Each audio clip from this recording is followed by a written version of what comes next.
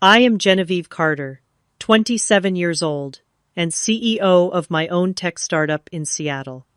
For 4 years, I have poured every ounce of my being into developing software that would revolutionize how businesses operate. My family never took me seriously. To them, I was always the baby who played with computers.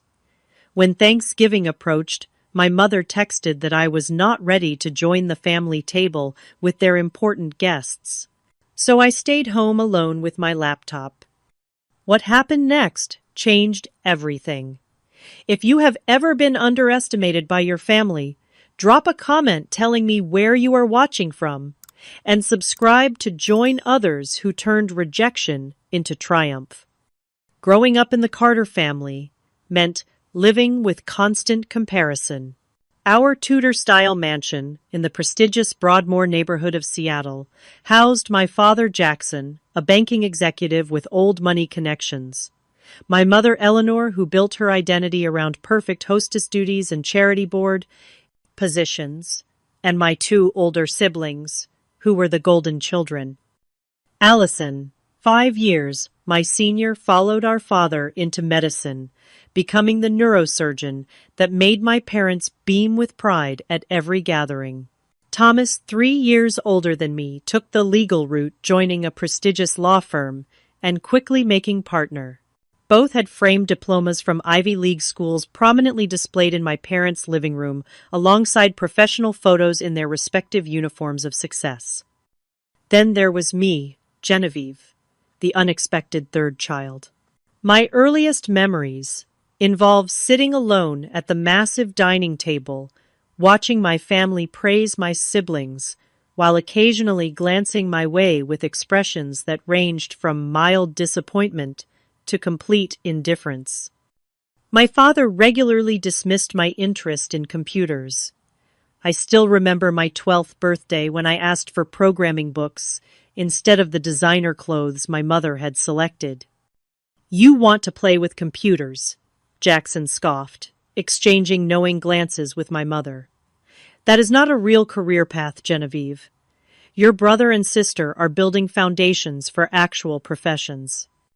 Even when I showed early aptitude teaching myself to code and creating a basic website for my mother's garden club at 14, the accomplishment was treated as a cute hobby. Thomas had just won his first mock trial competition at law school, and my primitive HTML creation barely registered. By high school, I had accepted my position as the family disappointment.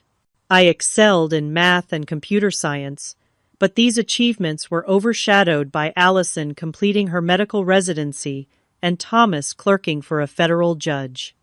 Family dinners became exercises in invisibility. I would share news about winning the state technology competition, only to have the conversation immediately pivot to Allison's first solo surgery. Against my parents' wishes, I attended the University of Washington instead of applying to Harvard or Yale. I chose it for their excellent computer science program, but my parents saw it as further proof that I lacked ambition. When I dropped out during junior year to pursue my software idea full-time, the tenuous threads of family approval completely unraveled. "You are throwing your life away," my mother said, her voice tight with controlled anger. "We gave you every advantage, and you choose to waste it playing entrepreneur." My father was more direct. "No daughter of mine drops out of college to tinker with computers in some apartment. You will return to school immediately." But I didn't. Instead, I moved into a tiny apartment with my best friend Diana, who believed in my vision when no one else did. We converted our living room into a makeshift office, sleeping on futons and eating ramen while I coded for 18 hours a day. Diana took odd jobs to keep us afloat while I built my company from scratch. The first 2 years were brutal. My family's prediction of failure seemed increasingly likely as rejection followed rejection. Investors would listen politely to my pitch before declining. My parents would call occasionally, their questions thinly veiling their expectation of surrender. How much longer will this computer phase last? My mother would ask. The Patterson family has a wonderful son who just joined your father's bank. He could help you find a suitable position. Each family gathering became more painful. While my siblings arrived in luxury cars, showcasing new achievements, I would show up in the same outfit trying to explain complex technological concepts to relatives who had already decided I was the family failure. When Thomas made partner at 28, my parents threw an extravagant party. When I secured my first small client that same month, my news received a polite nod before conversation returned to Thomas. The turning point came in my third year of business. I developed a proprietary algorithm that could predict consumer behavior with unprecedented accuracy. A small tech blog featured my work, which caught the attention of James Whitman, a former Google developer looking for his next venture. He became my business partner, bringing both expertise and connections. Suddenly, Neuratech, my company, began gaining traction. We moved from my apartment to a small office space. We hired 3 employees. We landed contracts with mid-sized companies. For the first time, I could pay myself a modest salary. None of this impressed my family. "That is nice, dear," my mother said when I told her about our biggest contract to date. "Did you hear that Allison is being considered for chief of neurosurgery?" It was only when James and I developed our breakthrough product, an AI-driven data analytics platform that could revolutionize how companies make strategic decisions, that the trajectory truly changed. We called it Insight Engine, and early tests showed it outperforming competing software by 300%. Major tech companies began approaching us. What started as curious inquiries turned into serious acquisition talks. By early November, we were in final negotiations with tech giant, one of the biggest names in the industry. The numbers being discussed would make Neuratech one of the largest tech acquisitions of the year. For once, I thought my family would have to acknowledge my success. The deal was set to close the week of Thanksgiving, perfect timing to finally take my place at the family table as an equal. Thanksgiving in the Carter household was not merely a holiday, but an institution. My mother began planning in early October, ordering specialty ingredients from around the country and consulting with her personal chef about menu innovations that would impress without straying too far from tradition. The guest list was curated with surgical precision, always including a careful balance of family members and strategically selected outsiders who would raise the event's prestige. This year, with my company on the verge of a historic deal, I allowed myself to imagine a different Thanksgiving experience. For once, I wouldn't be the family member everyone politely tolerated. I would arrive with news that even my parents could not diminish. "I think this is the year they finally see you," Diana said as she helped me select an outfit for the occasion. We were at Nordstrom, and I was trying on a tailored burgundy dress that projected both success and understated elegance. "I don't need their validation," I replied, though we both knew it wasn't entirely true. "I just want them to stop treating me like I'm still 16 and playing with my computer." Diana gave me a knowing look. "You rehearsed your announcement in the mirror last night. I heard you." I blushed, caught in my contradiction. It had become a nightly ritual as the deal with tech giant progressed. I would stand before my bathroom mirror, practicing how I would casually mention that my little company had just been acquired for a sum that would make even my father pause. "I'll take this one," I told the sales associate, deciding on the burgundy dress. As she rang up the purchase, my phone buzzed with a text from my mother. "Thanksgiving arrangements." The subject line read, already making the event sound like a corporate function rather than a family gathering. The text itself was typical.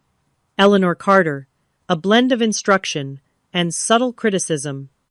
Genevieve, we will begin at 4 o'clock sharp. Please arrive by 3:30 to help Allison with place settings. Thomas is bringing Sophia. Wear something appropriate, not those startup casual clothes you favor. I showed the text to Diana, who rolled her eyes. 4 years running a company, and she still thinks you dress in hoodies and flip-flops. I thought about responding with a photo of my new dress and its $400 price tag, but instead sent a simple confirmation. For once, I wanted to avoid any pre-dinner tensions. This Thanksgiving would be different.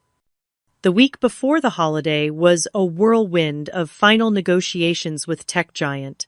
James and I spent 16-hour days with lawyers reviewing contract terms and making minor adjustments to ensure our technology would be properly implemented after acquisition. The deal was in its final stages, with only signatures remaining. We agreed to sign immediately after the holiday weekend, which would allow me to announce the acquisition as a done deal at Thanksgiving dinner. 3 days before Thanksgiving, I received the first hint that something was amiss. My mother called while I was in a meeting, leaving a voicemail that sounded unusually hesitant. Genevieve, darling, I wanted to discuss Thanksgiving arrangements. Please call me when you get a chance. I returned her call that evening. Eleanor Carter answered on the first ring, her voice carrying the artificial warmth she reserved for uncomfortable conversations. Genevieve, thank you for calling back. I wanted to let you know about a slight change to our guest list this year. Oh, I said immediately, alert to the caution in her tone. Yes, well, your father has invited the Marshalls. Richard Marshall, you know, from Tech Giant. My stomach dropped. Richard Marshall was the executive vice president at Tech Giant, who had been overseeing our acquisition. He was not directly involved in negotiations, but he would certainly know about the deal. And the Petersons will be joining us, Richard and Victoria. He just became CFO at Novatech. Novatech was one of our competitors, a larger company that had tried to acquire us earlier in the year before we declined their undervalued offer. I see, I said slowly. So business people this year? Well, yes.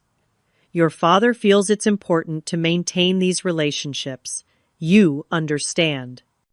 I do, I said, though. What I understood was not what she meant. I understood that this Thanksgiving was being turned into a business networking event, and that my big news would now be shared in a room full of industry executives who had direct stakes in my company's future. There was a long pause before my mother continued. Genevieve, your father and I have been thinking with these particular guests. She trailed off, uncharacteristically uncertain. What is it, Mother? Well, darling, we think perhaps this year might be difficult for you. These are very important connections for your father and Thomas. Given your startup situation, we thought you might not be quite ready to navigate these particular social waters. My blood ran cold. Not ready. What exactly does that mean? Oh, you know what these business dinners can be like, Eleanor continued, her voice falsely bright. All that talk of market shares and quarterly earnings. We wouldn't want you to feel out of place. Before I could respond, my phone buzzed with an incoming text from my mother, even as we were speaking. I put the call on speaker and opened the message. Genevieve, considering our guests this year, your father and I think it would be best if you joined us for Christmas instead. The Thanksgiving table will be full of industry talk that might make you uncomfortable. We don't think you're quite ready for that level yet. We only want to protect you from feeling out of place. Love, Mother. I stared at the phone, understanding washing over me like ice water. They were uninviting me from Thanksgiving. Their own daughter, because they didn't think I was successful enough to sit at a table with their important business guests. Genevieve, are you still there? My mother asked through the phone. I got your text, I said. my voice eerily calm despite the storm raging inside me. "Oh, good. So you understand." "Perfectly," I replied. "You don't want your embarrassing dropout daughter ruining your business dinner." "Now, Genevieve," she said, switching to her scolding tone, "there's no need to be dramatic. This is simply a practical consideration." I ended the call without responding further. Diana found me an hour later still sitting on my couch, staring at the text. "Those absolute snakes," she hissed after reading it. "After everything, they still think you're some kind of amateur playing business." "It's worse than that," I said, my voice hollow. "They know exactly who will be at that table. People from Tech Giant and Novatech. People who are involved in our deal." Diana connected the dots immediately. "They don't want you there because they think you'll embarrass them in front of important business connections. They have no idea that you're about to announce the biggest tech acquisition of the year to the very people they're trying to impress." The irony was almost too perfect. All these years of being the family's disappointment, and just as I was about to prove them wrong in the most dramatic fashion possible, they prevented me from attending. "You should go anyway," Diana urged. "Just show up and drop your news. Imagine their faces." The thought was tempting, but something in me resisted. "I think I need to let this play out differently." "What are you going to do?" Diana asked. "I'm going to respect their wishes," I said, a plan forming in my mind. "I'm not ready for their Thanksgiving table." "Fine. I'll just have to show them what I'm ready for." After the devastating text from my mother, I made a decision that surprised even me. I would not fight for my place at the Thanksgiving table. I would not create a scene by showing up uninvited. I would not call my siblings to complain or send angry texts to my parents. Instead, I would simply accept their assessment and stay away. "What are you really going to do on Thanksgiving?" Diana asked, concerned about leaving me alone for the holiday. She was flying to Portland the next morning to spend the weekend with her own family. "I'm going to work," I said simply. "We still have details to finalize with Tech Giant anyway." "That's the most depressing thing I've ever heard," Diana replied. "Working through Thanksgiving because your family thinks you're not good enough to sit at their table." I shrugged, trying to appear more nonchalant than I felt. "My family made their choice. I'm making mine." After Diana left the next morning, our apartment felt eerily quiet. I tried to focus on work reviewing the final contract points for the Tech Giant acquisition, but my mother's text kept intruding on my thoughts. "Not ready." Those two simple words carried the weight of years of dismissal, years of never quite measuring up to the Carter family standard.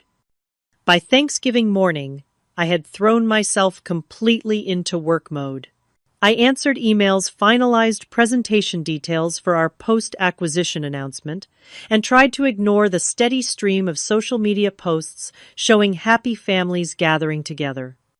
Around noon, my phone buzzed with a text from Thomas. "Happy Thanksgiving, General. Sorry you're not here. Mom's gone all out as usual." Attached was a photo of the dining room already set with the fine china and crystal that my mother reserved for her most important events. I noticed the table was arranged for 16 people. 16 people who were deemed ready for the Carter family Thanksgiving. 16 people who didn't include me. I sent back a simple, "Thanks, happy Thanksgiving to you too," and returned to my laptop. By 3 o'clock, the apartment began to fill with the pitiful aroma of my Thanksgiving dinner, a microwave turkey meal with instant mashed potatoes. As I was setting it on my coffee table, my phone rang. It was James. "Jen, great news," he exclaimed, without preamble. "Marshall just called me. They want to sign the papers tomorrow morning, instead of waiting until Monday. They love the final terms." My heart leaped. Really? What changed? Apparently, their board met this morning and gave final approval. They want to announce before the markets open on Monday. This is happening, General. This is really happening. After ending the call, I abandoned my sad microwave dinner and dove back into work. If we were signing tomorrow, there were a dozen details that needed immediate attention. For the next few hours, I lost myself in contract reviews and press release drafts, barely noticing as the afternoon faded into evening. Around 7 o'clock, my phone buzzed again. It was Allison sending a group text to the family. Dinner is amazing as always. Mom-Dad is in rare form with his stories. Attached was a photo of the dining table, now filled with guests in formal attire, crystal glasses filled with wine, and my mother beaming at the head of the table. I zoomed in, studying the faces of the guests. There was Richard Marshall from Tech Giant, seated next to my father. Across from him was Victoria Peterson from Novatech. I recognized several other tech industry executives mixed in with family members. These were the people my parents thought I wasn't ready to meet. These were the people who, unknown to my family, had been in negotiations with my little startup for weeks. I set my phone down and walked to the window of my apartment. The Seattle skyline glittered in the distance lights from office buildings, creating a constellation of human ambition. Somewhere in that landscape was the Tech Giant headquarters, where tomorrow morning I would sign papers that would change my life forever. Another text came through, this time from Thomas. You would have been bored anyway. All business talk and Dad's bragging. Marshall from Tech Giant is here talking about some big acquisition they're making. Dad keeps trying to get details. The irony was almost too perfect. My father was fishing for information about a deal that his uninvited daughter was at the center of.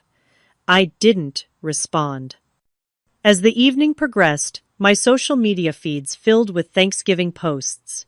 Friends with their families, colleagues with their children, everyone connected to someone. The apartment felt colder than ever. Around 9, I received another text from my mother. Dinner was lovely, darling. Everyone was so impressive. Richard Marshall mentioned a major acquisition announcement on Monday. Your father is hoping Thomas might be considered to handle some of the legal aspects. Next year, when you've established yourself a bit more, you'll be ready for these connections. I stared at the text, a complex mix of emotions washing over me. Anger, certainly. Hurt, definitely. But also a strange sense of anticipation. My mother had no idea that the acquisition Richard Marshall mentioned was my company. She had no idea that her uninvited daughter was the reason for the excitement. She had no idea what was coming. I turned off my phone without replying and went to bed early, setting my alarm for 6. Tomorrow would be a big day, bigger than any of my family members could possibly imagine. My phone began buzzing at 5:47 a.m., 13 minutes before my alarm was set to go off. Half asleep, I fumbled to silence it, assuming it was the wake-up call. Instead, I found 17 missed calls, 34 text messages, and over 50 email notifications. Still groggy, I opened the first text. It was from James. Jen, wake up. Call me. Immediately. They broke the story early. Suddenly fully alert, I sat up and began scrolling through the messages. There were texts from college friends I hadn't heard from in years, former colleagues, even a few venture capitalists who had previously declined to invest in Neurotech. All contained variations of the same message. Congratulations on the acquisition. I jumped out of bed and called James. What happened? I demanded when he answered. Tech Giant issued the press release 4 hours ago. James shouted, his voice a mix of panic and excitement. It went out on the newswires at 2 a.m. our time. I just woke up to the news myself. They must have decided to announce before the Asian markets opened. Jen, it's everywhere. I rushed to my laptop, still trying to process what James was saying. We were supposed to sign the papers this morning and make a joint announcement next week. Something had changed. As my browser loaded, the reality began to sink in.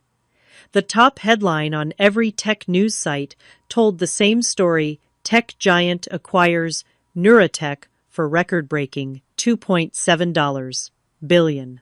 The largest AI analytics acquisition in tech history. My hands shaking, I turned on the television and flipped to the business news channel.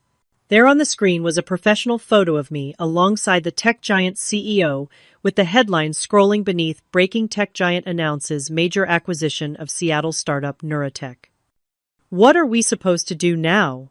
I asked James, my eyes fixed on the surreal image of my face on national television. We haven't even signed the papers yet. Their legal team called me 15 minutes ago, James replied. The papers are being sent over by courier. Apparently their board decided to accelerate everything after yesterday's meeting. The CEO wants to do a joint press conference at 10.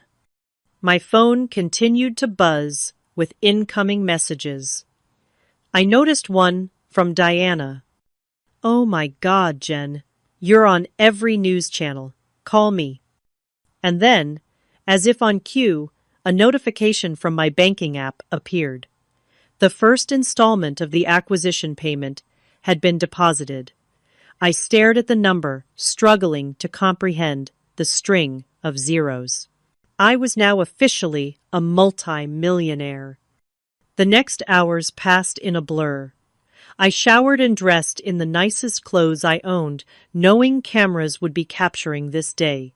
The courier arrived with documents, which I signed with James on a video call, our attorneys present virtually. Press requests poured in faster than we could process them. By 9 o'clock, 3 hours after I'd woken to the news, I still hadn't heard from my family. Not a single text call or email. They had to have seen the news by now. Richard Marshall, who had been at their Thanksgiving table just hours earlier, was quoted extensively in the press release. At 9:30, my building doorman called up. "Miss Carter, there's a news crew in the lobby requesting an interview. Shall I send them up?" Normally, I would have declined, preferring to stick to the official press conference scheduled with Tech Giant. But a sudden inspiration struck me. "Yes, please, send them up." 10 minutes later, I was doing my first live television interview as the CEO of a company that had just made tech industry history. The reporter, clearly excited to have scored this exclusive, wasted no time getting to the dramatic questions. "Genevieve, this acquisition has taken the tech world by storm. The timing is particularly interesting, coming right after Thanksgiving. Were you celebrating last night when you got the news?" I paused, considering how to respond. The truth was too perfect not to share. "Actually, I spent Thanksgiving alone in my apartment," I said, with a smile that belied the pain of the memory. My family had a gathering with some important business guests, including executives from Tech Giant. They decided I wasn't quite ready to join them at the table this year. The reporter's eyes widened. Not ready. The woman who just negotiated the largest AI analytics acquisition in history. I nodded, maintaining my composure. Sometimes the people closest to you are the last to recognize your potential. The interview continued, covering the technical aspects of our software and the future plans under Tech Giant. But I could tell the human interest angle of my Thanksgiving exclusion had struck a chord. As the crew was packing up, the reporter couldn't resist one final question. "Will you be calling your family after this interview?" "They know where to find me," I replied simply. After the news crew left, I checked my phone again. Among the hundreds of new notifications, I finally saw a text from Thomas sent 20 minutes earlier. "Jen, did I just see you on CNBC? Is this for real? The Tech Giant acquisition is your company." Before I could respond, another text came through, this one from Allison. Genevieve, call me immediately. Mom and Dad are freaking out. Is this really happening? I set my phone aside without replying and prepared for the official press conference with Tech Giant. This moment belonged to me and the team who had believed in our vision. My family would have to wait. The press conference was a triumph. Standing alongside the Tech Giant CEO, I outlined our technology and shared our vision for integration. Business reporters asked insightful questions about the platform, the valuation, and our growth trajectory. I answered each with confidence, years of technical knowledge flowing naturally. This was my world, and for once, I was being recognized as an expert in it. Throughout the day, the news cycle continued to amplify our story, with one particular angle gaining traction: the young female founder who revolutionized AI analytics while being underestimated at every turn. My comment about spending Thanksgiving alone had resonated, sparking a broader conversation about women in tech. By evening, my story had evolved from a simple business acquisition to something more powerful.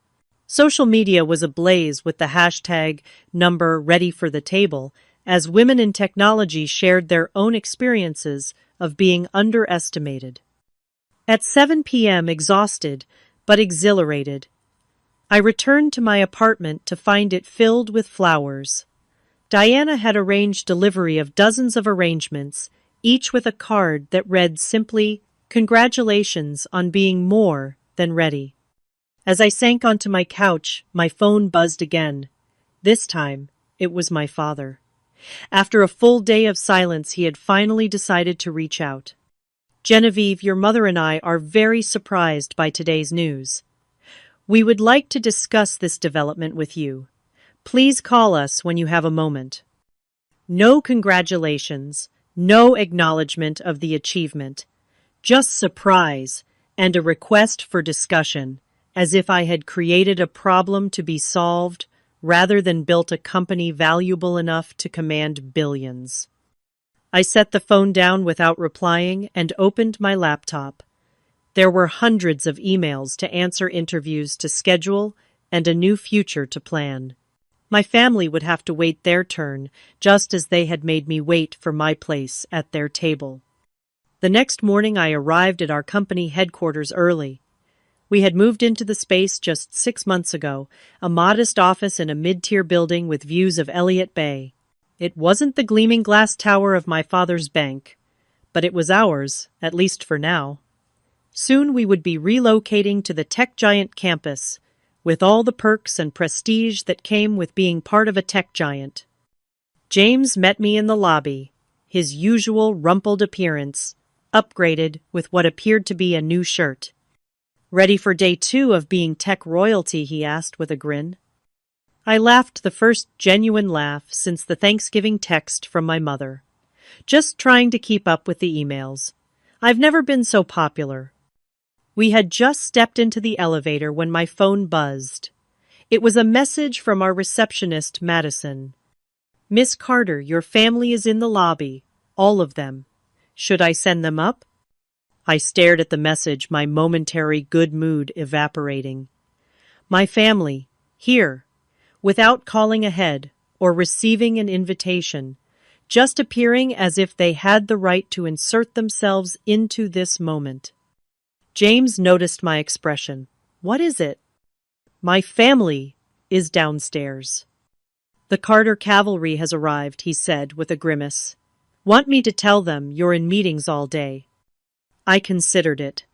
The thought of avoiding this confrontation was tempting. But sooner or later this moment would come.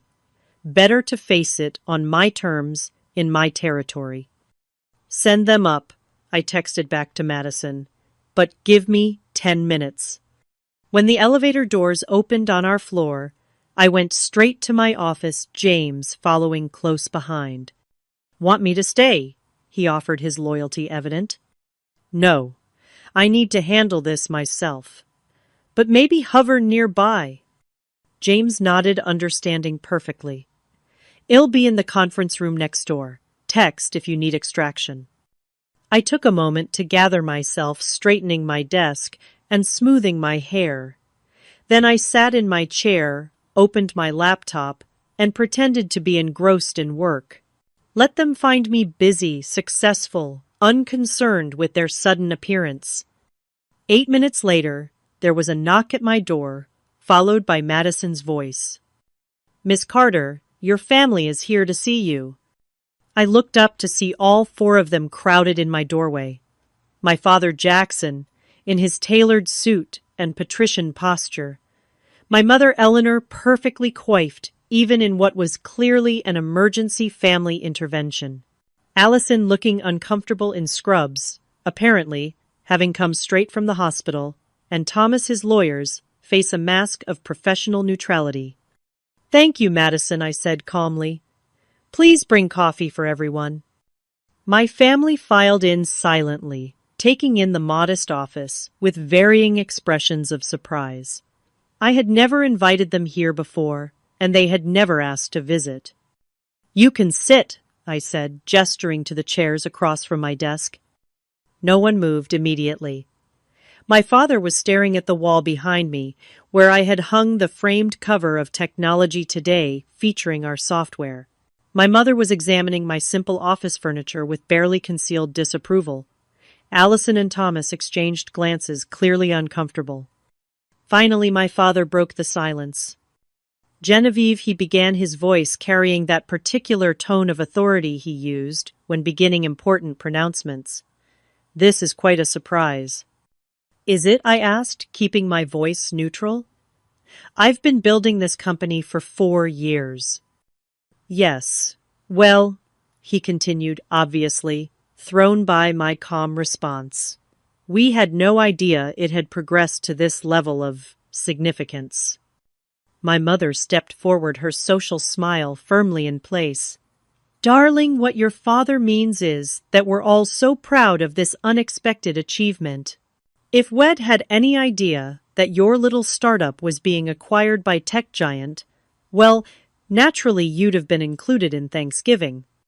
There it was, the first attempt at rewriting history. "My little startup," I repeated. "The one that just sold for $2.7 billion. The number hung in the air between us. Allison audibly gasped, apparently unaware of the exact figure until this moment. "Yes? Well, quite impressive," my father said, visibly struggling to maintain his composure. "The Carter entrepreneurial genes clearly expressed themselves in you after all."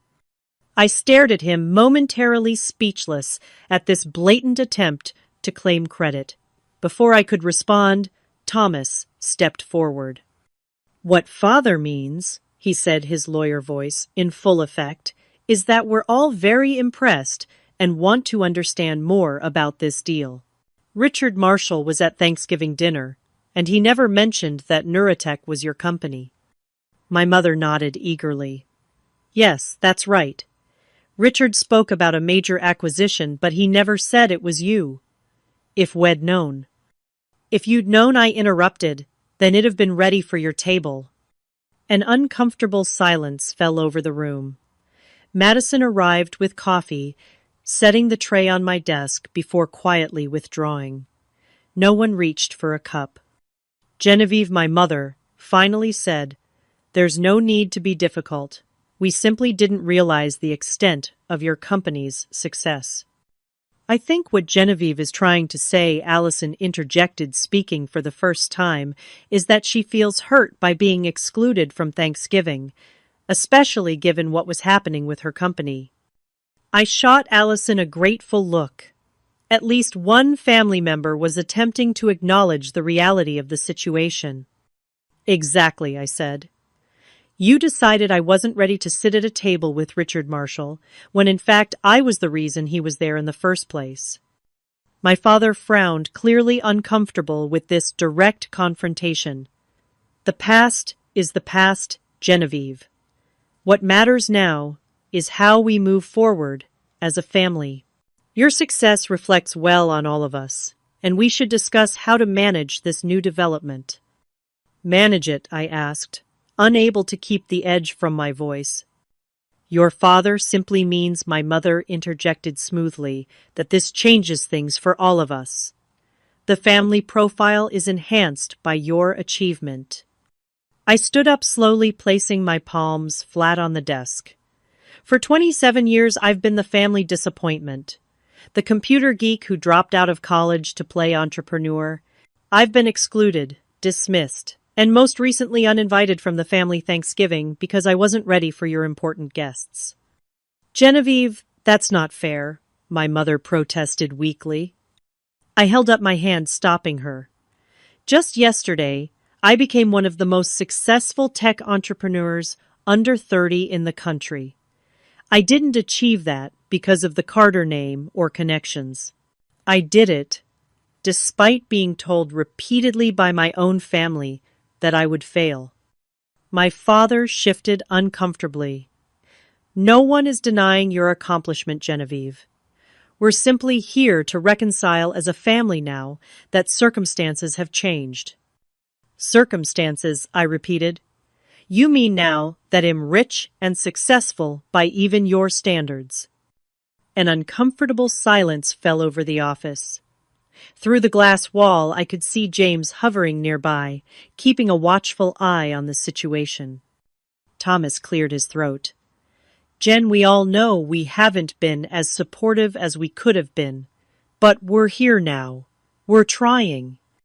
Something in his tone, a genuine note of regret, softened my anger slightly.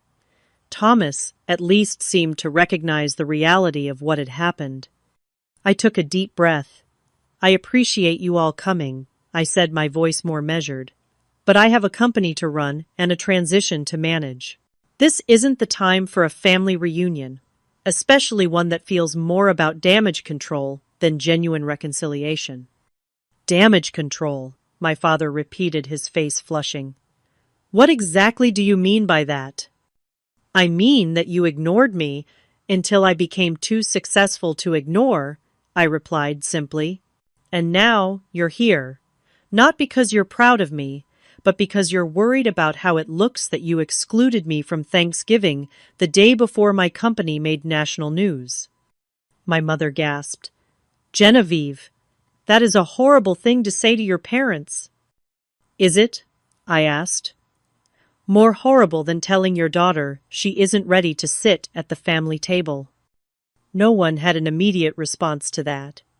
For perhaps the first time in my life, I had rendered both my parents speechless. Allison stepped forward, her expression softer than the others. Jen, I know we haven't always been there for you the way we should have been. I can't speak for Mom and Dad, but I can say I'm sorry and am truly proud of what you've accomplished. Her words, unexpected and seemingly genuine, caught me off guard. Before I could respond, my father interjected. We should discuss how this affects the family moving forward, he said, clearly eager to change the subject.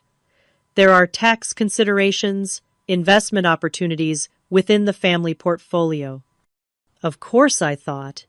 Even now he was thinking about how my success could benefit him. Dad, Thomas said, sharply, surprising all of us with his tone. Maybe this isn't the time for financial planning. Maybe we should just congratulate Genevieve and ask how we can support her. My father looked startled at being contradicted by his usually compliant son. Well, yes, of course. Congratulations, Genevieve. Now about the family implications. I had reached my limit. Thank you all for coming, I said, standing up straight and smoothing my skirt. But as I mentioned, I have a company to run.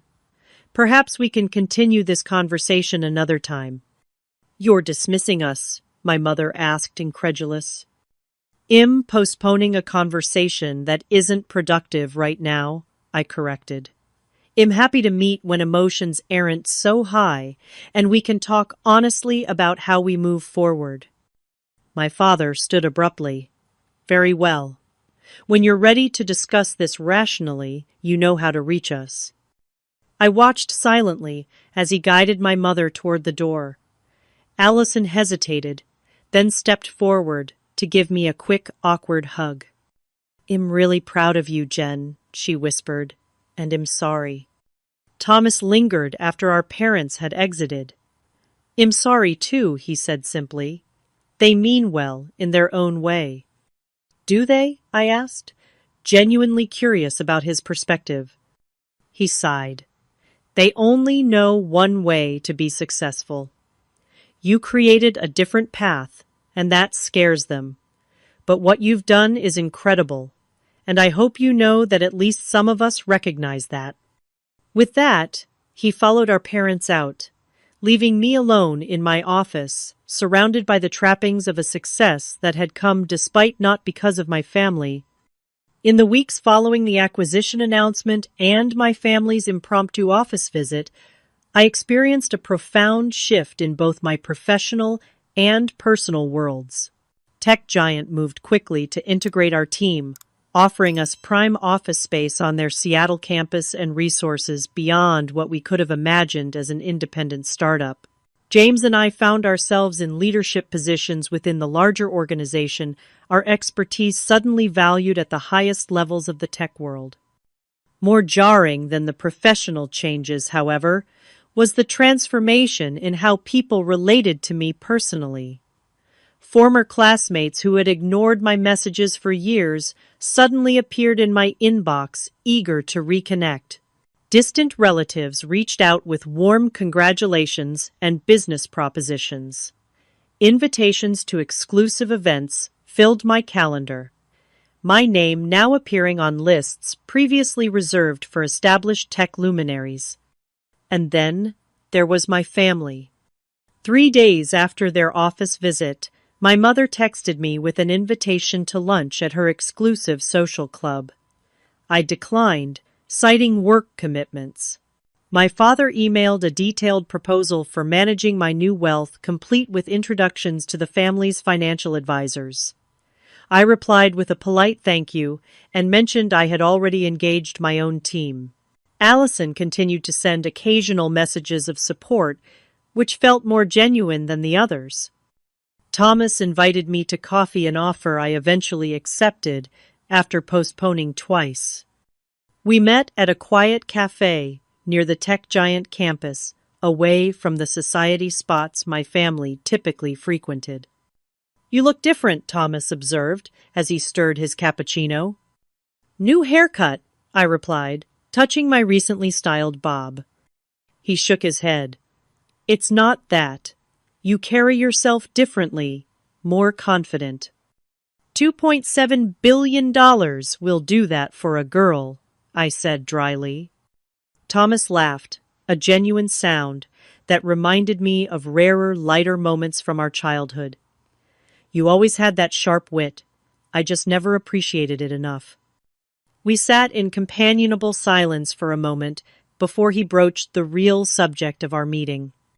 "Mom and Dad want to host a family dinner next week," he said carefully, "to celebrate your success." I raised an eyebrow. "Just family?" "Well, and the Hansons. And possibly the Richardsons." I recognized the names of 2 prominent Seattle families, both with significant business interests. So not really a family dinner at all. Thomas had the grace to look embarrassed. "You know how they are. Everything is a networking opportunity." "Including their suddenly successful daughter," I observed. He did deny it. "Will you come?" I considered the invitation, weighing my desire to maintain boundaries against the reality that I couldn't avoid my family forever. "Do they understand why what they did was hurtful?" Thomas sighed. "They're trying, General, in their own way. Dad has mentioned your acquisition at least a dozen times at his club. Mom is telling everyone how she always knew you had special potential." "But they still don't get it," I said, not really a question.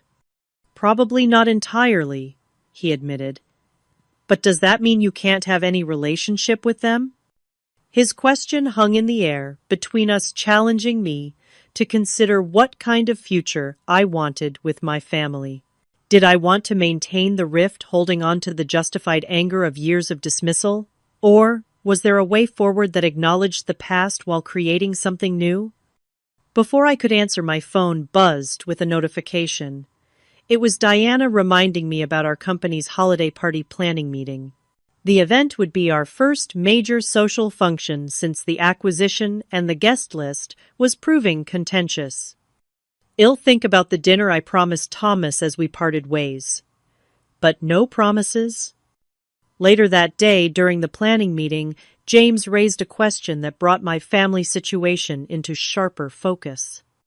"Should we invite immediate family members?" he asked, reviewing the draft guest list. "Several team members have parents or siblings who want to attend." The questions sparked an immediate debate among our team, with opinions divided on whether family members would enhance or complicate the professional celebration. As the discussion continued, I found my thoughts drifting to my own family. Would inviting them be a gesture of reconciliation or an invitation to further tension? "What's your take?" Jen James finally asked, bringing me back to the present. All eyes turned to me, waiting for guidance. In that moment, I realized that how I handled my own family's situation would set a precedent for our company culture moving forward. "Family is complicated," I said carefully. "For some of us, having family present would be supportive and affirming. For others, it might create tension or discomfort. I suggest we leave it to each individual to decide who represents family to them and whether they want those people present." The team nodded in agreement, and we moved forward with planning that allowed for personal discretion. But the question remained unresolved in my own mind. What did I want my relationship with my family to be, now that the power dynamic had shifted so dramatically? That evening, I scheduled a session with Dr. Patterson, a therapist I had been seeing sporadically since the early days of my company. She had helped me navigate the complex emotions surrounding my family's dismissal of my career path, and I hoped she could provide clarity now that circumstances had changed so radically. "So your family now wants to include you in events, even showcase you, after years of treating you as the family disappointment," Dr. Patterson summarized after I had explained the situation. "Exactly. And I don't know how to respond. Part of me wants to exclude them the way they excluded me, to make them feel what I felt. But another part wonders if that's just perpetuating the cycle." She nodded thoughtfully.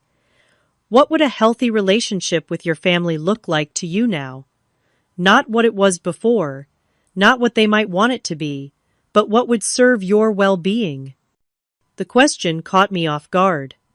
I had been so focused on reacting to my family's sudden interest that I hadn't considered proactively defining what I wanted. I began slowly. I think I want a relationship where my boundaries are respected, where my achievements aren't dismissed or suddenly claimed as family accomplishments, where I can be myself without constant judgment. "And do you believe your family is capable of providing that kind of relationship?" I considered the question seriously. "Not without clear boundaries," I admitted. "They don't know how to relate to me as an equal. They only know how to look down on me, or now how to use my success for their benefit." So perhaps the question isn't whether to allow them back into your life. Dr. Patterson suggested, but on what terms? Her words resonated deeply. The issue wasn't about inclusion or exclusion, but about establishing a new foundation for our relationship, one based on mutual respect, rather than hierarchical family dynamics. Armed with this clarity, I texted Thomas the next day, suggesting an alternative to our parents' proposed dinner. I would meet with my parents, but at a neutral location, a private dining room at a downtown restaurant rather than the family home. And it would be just the four of us without additional guests or networking opportunities.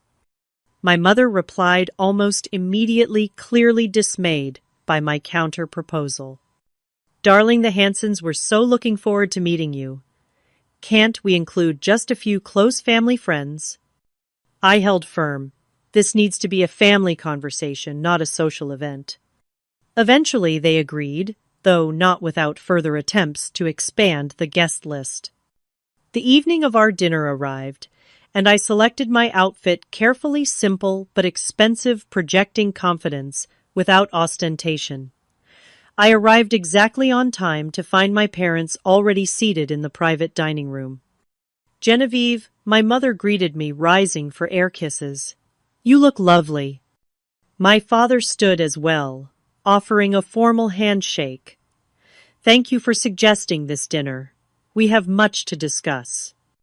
The meal began with tense small talk about the weather and recent social events. My mother detailed her charity commitments, while my father discussed market trends, as though providing valuable insights I couldn't access elsewhere. It was their usual routine, establishing their importance, but now tinged with a new awareness of my changed status. Finally, as the main course was served, I steered the conversation to its real purpose. "I want to discuss our relationship moving forward," I said directly. My parents exchanged glances. "Of course, darling," my mother said smoothly. "We're so looking forward to including you in more family events now that your schedule allows." I took a deep breath. That's not what I mean. I want to talk about the patterns that have defined our relationship and what needs to change if we're going to have a healthy connection. My father's brow furrowed.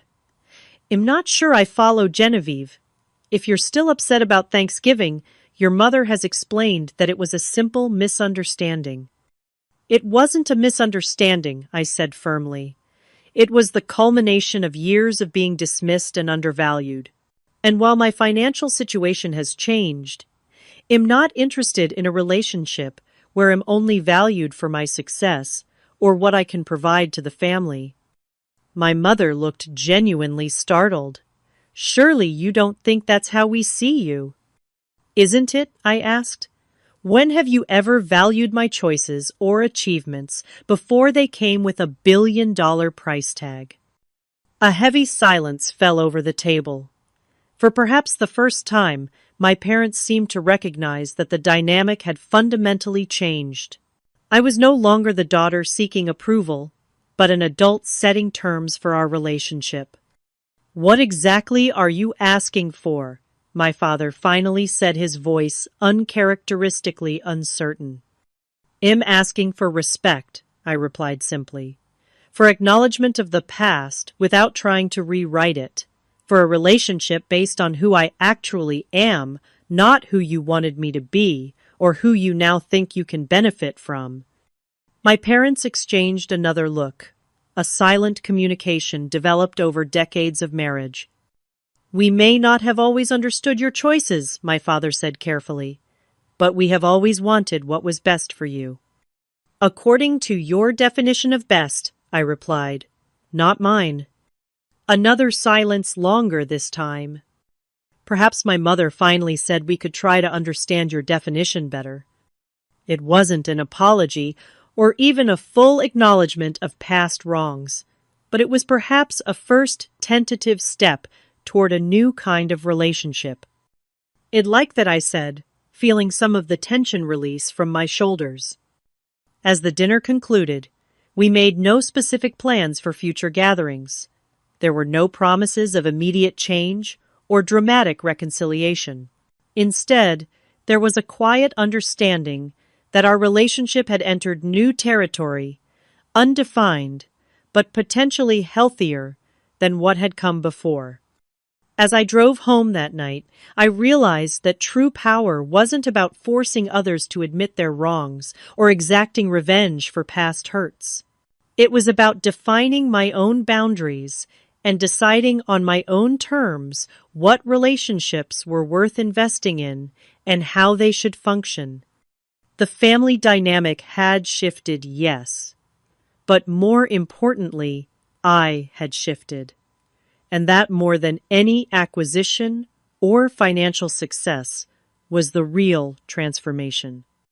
6 months after the tech giant acquisition, spring had returned to Seattle, bringing cherry blossoms and a gentle renewal to the city. My life had settled into a new rhythm, balancing my leadership role at Tech Giant with a growing public presence as a spokesperson for women in technology. The company continued to thrive under the larger corporate umbrella, our Insight engine becoming one of Tech Giant's most successful products. My apartment had been replaced by a modern home overlooking Lake Washington, spacious enough for entertaining but still reflecting my personal aesthetic rather than the ostentatious grandeur of my parents' estate. The walls were adorned with art from emerging local artists rather than the ancestral portraits that dominated my childhood home. Diana had moved into her own place, but remained a constant presence in my life, now heading our original team's research division at Tech Giant. James had recently gotten engaged, his newfound financial security, allowing him to propose to his longtime girlfriend with a ring he had been saving for over 3 years. As for my family, we had established a tentative new normal. The relationship remained complicated, marked by occasional tensions, but also by genuine efforts toward mutual understanding. My parents had not immediately transformed, but small changes suggested an evolving awareness of past mistakes. Most significantly, I had reclaimed Thanksgiving. This year, the holiday would be celebrated at my home, on my terms, with guests of my choosing. The invitation list included my core team from Neuratech close friends like Diana, and yes, my family members who chose to attend under the new parameters I had established. The morning of Thanksgiving, I stood in my kitchen, preparing coffee when my phone rang. It was my cousin Zoe, my Uncle Robert's daughter, who was 10 years younger than me. At 19, she was in her sophomore year at Washington State, studying computer science. "Jen, is it still okay if I bring my roommate?" she asked, sounding uncharacteristically nervous. Her parents would love a home-cooked meal, but they live in Portland, and she can't afford the train ticket home for such a short break. "Of course," I assured her. "The more the merrier." "Thanks," Zoe said, then hesitated. "Can I ask you something else?" "Anything." "How did you do it? Keep going when everyone thought you were making a mistake." "My dad called last night and went on this long rant about how I'm wasting my potential in computer science when I could be in pre-med or pre-law." I felt a pang of recognition so sharp it nearly took my breath away. The patterns continued generation after generation. "Bring your roommate and come a few hours early," I suggested. "I think we have a lot to talk about." Later that afternoon, Zoe arrived with her roommate, Tamika. While Diana entertained Tamika with stories of our early startup days, I took Zoe to my home office, a bright space overlooking the lake. "Your dad thinks you're making a mistake with computer science?" I asked, once we were settled with tea. Zoe nodded miserably. "He keeps saying there's no future in it for women, that'll hit a glass ceiling. He wants me to transfer to pre-med next semester." I smiled ruefully. Some things never change. "How did you deal with it? Everyone thinking you were throwing your life away." I considered her question carefully, wanting to offer genuine wisdom rather than simple platitudes. "I wish I could say I was always confident, that I never doubted myself when faced with their disapproval," I admitted. "But the truth is, it was hard. There were nights I cried myself to sleep, wondering if they were right, if I was just being stubborn or naive." Zoe nodded her expression, suggesting she'd experienced similar doubts. "What kept me going," I continued, "was believing in the work itself. I loved what I was building. Even when investors rejected us, even when my parents dismissed me, the actual work felt right. That's what you have to connect with, the joy in the creation itself, not just the potential outcome or others' approval." We talked for over an hour, covering everything from specific coursework to navigating male-dominated tech spaces. By the time we rejoined the others, Zoe stood a little straighter, her eyes clearer. As guests began to arrive, I watched the interesting social dynamics unfold in my home. James and his fiancée chatted amicably with Thomas, finding common ground in legal aspects of tech acquisitions. Diana engaged my mother in conversation about art, an interest they surprisingly shared. My father examined my view with appreciation, making comments about property values that I chose to interpret as his version of compliments. The most striking moment came when one of our junior developers, a brilliant young woman, mentored through a Women in Tech program, enthusiastically explained her latest project to my father. To my surprise, he listened attentively, asking relevant questions that showed genuine interest. "You've built quite a community," Allison observed, joining me at the window as I watched the interactions. "I tried to create what I needed when I was starting out," I replied. "Support, mentorship, genuine belief in potential." She nodded thoughtfully. "I wish it'd been more of that for you." Her simple acknowledgement, free from excuses or justifications, touched me deeply. "Better late than never," I said, meaning it. As we gathered around the table, I surveyed the eclectic group. My biological family was present, yes, but so was my chosen family, those who had believed in me when belief was scarce, who had supported my vision when others could not see it. "I think about that text sometimes," I admitted to Diana later, after most guests had departed and we were cleaning up the kitchen. "The one saying I wasn't ready for the family table." Diana snorted. "The universe has a twisted sense of humor." I nodded, placing the last wine glass in the dishwasher. The rejection that seemed so devastating at the time had become a pivotal moment in my story, the low point that preceded the triumphant rise.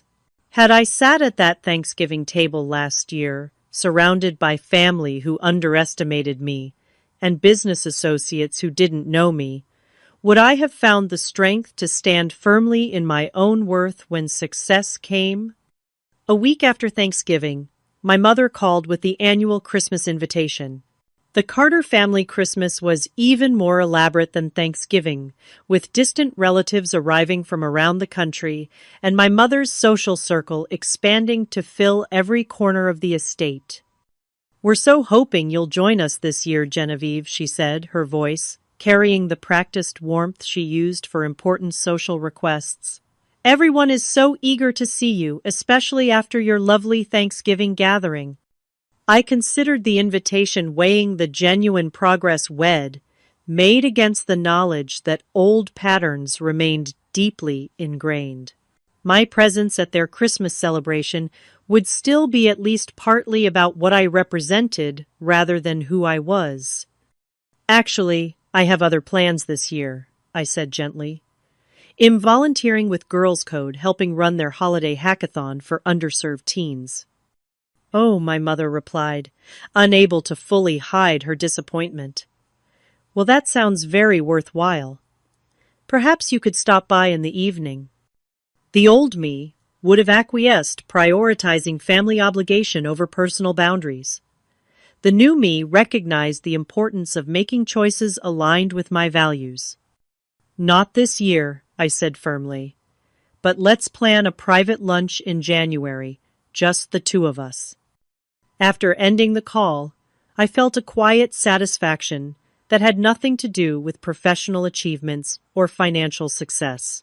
The true measure of my growth wasn't in the acquisition numbers or the industry recognition, but in my ability to define my worth independently of external validation.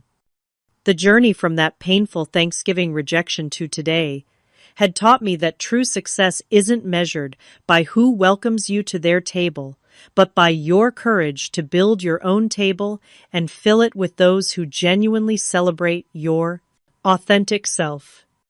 As I look toward the future, I realized that the most valuable outcome of my success wasn't the money or status, but the freedom to live according to my own definition of what matters.